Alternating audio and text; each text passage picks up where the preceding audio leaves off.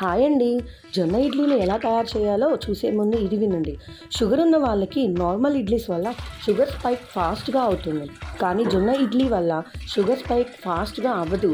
ఎందుకంటే జొన్నల్లో లో గ్లైసమిక్ ఇండెక్స్ ఉంటుంది. సో షుగర్ వాళ్ళు అన్డౌటెడ్లీ తీసుకోవచ్చు. And also weight loss, weight gain లాంటివి ట్రై చేసే వాళ్ళకి కూడా ఈ జొన్న రెసిపీ చాలా హెల్ప్ అవుతుందండి. సో ప్రిపరేషన్కి వెళ్ళిపోదామా? 1 కప్పు మినపప్పుకి 2 కప్పుల జొన్నలు విడిగా నానపోసేసి విడివిడిగా మిక్సీకి పట్టుకోవాలి. జొన్నలు మాత్రం వరుసగా పట్టుకోవాలి, అది గుర్తుపెట్టుకోండి కంపల్సరీగా. టైం తక్కువగా ఉన్నప్పుడు మినపప్పుని విడిగా నానపోసేసి అది మిక్సీకి పట్టి జొన్న రవ్వ అని మార్కెట్లో దొరుకుతుందండి, అదైనా తెచ్చుకోవచ్చు. లేదా మనము జొన్నలను నానేసి బాగా వాష్ చేస్తే అందులో కర్రలు, మట్టి అన్నీ పోతాయి. పోయిన తర్వాత వాటిని ఎండపెట్టేసి తర్వాత మిల్లుకి రవ్వలా పట్టించుకోవాలి. ఆ తర్వాత వీడియోలో ఉన్నట్టు డైరెక్ట్ జొన్నలైనా పోయొచ్చు.